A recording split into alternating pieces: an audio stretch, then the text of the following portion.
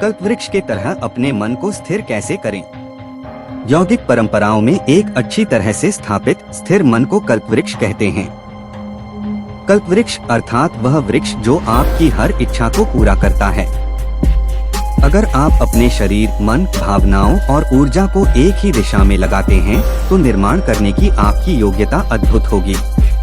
हमने इस धरती पर जो कुछ भी बनाया है वह पहले मन में बनाया गया था।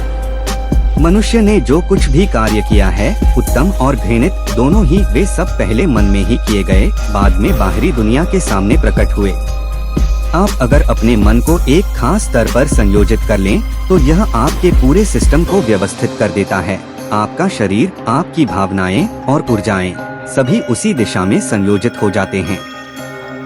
अगर ये होता है तो आप स्वयं कल्पवृक्ष हो जाते हैं। आप जो भी चाहते हैं वह हो जाता है। आप क्या चाहते हैं इसके बारे में सावधान रहें। यौगिक कथाओं में एक सुंदर कहानी आती है। एक व्यक्ति घूमने को निकला और चलते चलते अचानक ही स्वर्ग पहुंच गया। लंबी दूरी चलने के कारण वह थोड़ा थक गया था, तो उसको विचार आया, क्या ही अच्छा होता अगर मैं आराम कर सकता। तो उसे एक सुंदर वृक्ष दिखाई दिया जिसके नीचे सुंदर कोमल घास थी। वह वहां जाकर वृक्ष के नीचे घास पर सो गया। कुछ घंटों बाद अच्छी तरह से आराम करके वह उठा। फिर उसने सोचा, अरे मुझे भूख लगी है, क्या ही अच्छा हो यदि मुझे कुछ खाने को मिले। उसने बहुत सी अच्छी चीजों के बारे में सोचा जो वह खाना चाहता था और वे सब चीजें उसके सामने आ गईं। पेट भर खाकर उसे प्यास लगी और उसने सोचा, क्या ही अच्छा हो अगर कुछ पीने को मिल जाए। उसने कुछ अच्छे पेय पदार्थों के बारे में सोचा तो वे सभी उसके सामने आ गए। योग में मानव मन को मरकट अर्थात बंदर कहा गया है, क्योंकि इसका स्वभाव ही है भटकते रहना। बंदर शब्द नकल करने का पर्यायवाची भी हो गया है। यदि हम कहते हैं कि कोई बंदर बन गया है तो इसका मतलब ये है कि वह किसी की नकल उतार रहा है। आपका मन हर समय यही करता रहता है। आप अस्त व्यस्त अस्थिर मन को बंदर कहते हैं। तो स्वर्ग में गए हुए व्यक्ति के अंदर जब ये बंदर सक्रिय हो गया तो उसे विचार आया, यहाँ ये सब क्या हो रहा है। मैंने जो खाना चाहा वो खाने को मिल गया, जो पीना चाहा वो पीने को मिल गया। यहाँ जरूर कोई भूत हैं। जैसे ही उसने ये सोचा वहाँ भूत आ गए। तब वह बोला, अरे यहाँ वाकई भूत हैं, ये मुझे सताएंगे। तो भूतों ने उसे सताना शुरू कर दिया। तब वो दर्द से कराहने लगा और चिल्लाने लगा, ये भूत मुझे सता रहे हैं, शायद ये मुझे मार डालेंगे। और वह मर गया। समस्या ये थी कि वो इच्छा पूरी करने वाले कल्पवृक्ष के नीचे बैठा था, तो वह जो भी सोचता था वह बात पूरी हो जाती थी। आपको अपने मन का विकास उस सीमा तक करना चाहिए कि वो कल्पवृक्ष बन जाए, पागलपन का स्रोत नहीं। एक अच्छी तरह से स्थापित मन को कल्पवृक्ष कहते हैं। इस मन में आप जो कुछ भी चाहते हैं वह वास्तविकता बन जाता है। ड्राइवर सीट पर कौन है?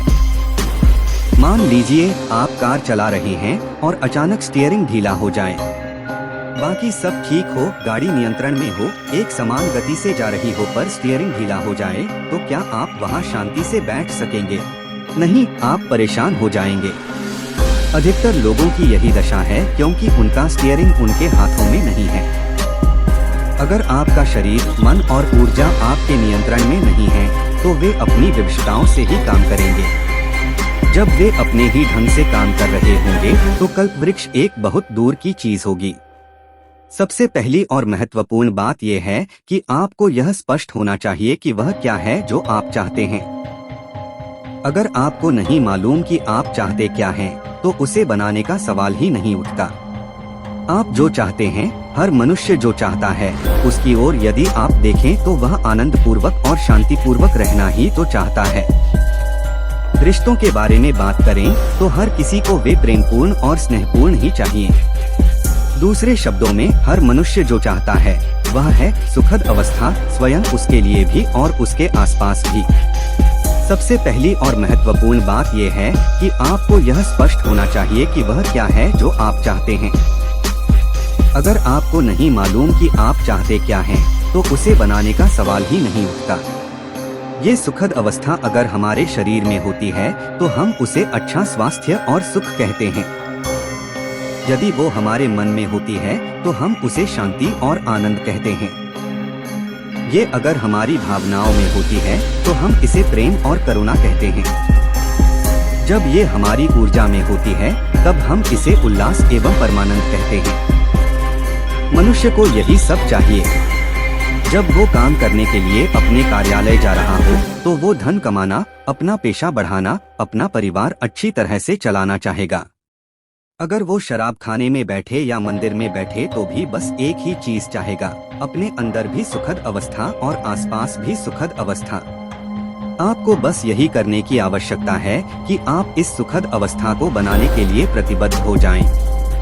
यदि हर सुबह आप अपने दिन की शुरुआत अपने मन में इस सरल विचार से करें, आज मैं जहाँ भी जाऊँगा मैं एक शांतिपूर्ण, प्रेमपूर्ण और आनंदपूर्ण दुनिया बनाऊंगा, तो फिर अगर आप दिन में 100 बार भी गिर जाएं तो भी उससे क्या फर्क पड़ेगा। एक प्रतिबद्ध व्यक्ति के लिए असफलता नाम की कोई चीज नहीं होती। अगर आप 100 बार गिर जाते हैं तो 100 पाठ सीख सकेंगे। अगर आप अपने आप को वह करने के लिए प्रतिबद्ध करते हैं जिसकी आप बहुत परवाह करते हैं तो आपका मन संयोजित होता जाएगा। अनुभूति कोई यंत्र नहीं है। ऐसे साधन और तकनीकें हैं जिनसे इस सिस्टम को इस तरह से संयोजित किया जा सकता है कि कोई मनोवैज्ञानिक गड़बड़ी बनने की बजाय आपका मन एक कल्पवृक्ष बन जाए। आपके जीवन के प्रत्येक क्षण में वह जो इस सृष्टि का स्रोत है आपके अंदर कार्यरत है। प्रश्न केवल इतना है कि आपने उस आयाम तक अपनी पहुंच बनाई है या नहीं। अपने जीवन के 4 मूल तत्वों को संयोजित करने से आपकी पहुंच वहां बन जाएगी। वह संपूर्ण विज्ञान एवं तकनीकें जिन्हें हम योग के नाम से जानते हैं बस यही हैं। आप जो सृष्टि का एक टुकड़ा है उससे परिवर्तित करके आपको सृष्टिकर्ता बना देना, यही योग है। उदाहरण के लिए 100 साल पहले अगर मैं मोबाइल फोन जैसे किसी यंत्र को उठाकर दुनिया के दूसरे कोने में बैठे किसी व्यक्ति से बात करने लगता तो आपको यह एक चमत्कार जैसा ही लगता। मैं कोई देवदूत या भगवान का बेटा या शायद भगवान ही लगता। पर आज ये बस एक यंत्र है जो हम में से हर कोई लेकर घूमता है और उसका उपयोग करता है। आज अगर बिना इसका उपयोग किए मैं दुनिया के किसी अन्य भाग में बैठे किसी व्यक्ति से बात कर लूं तो आपके लिए यह एक चमत्कार होगा। यह यंत्र इसलिए बन पाया क्योंकि किसी मानव मन की यह इच्छा थी कि ऐसा यंत्र बने। इसी तरह से बहुत सारी चीजें जो हमारी अनुभूति में नहीं है वे भी हमारी अनुभूति में लाई जा सकती हैं और हमारे जीवन का निर्माण करने की हमारी योग्यता बहुत बढ़ाई जा सकती है।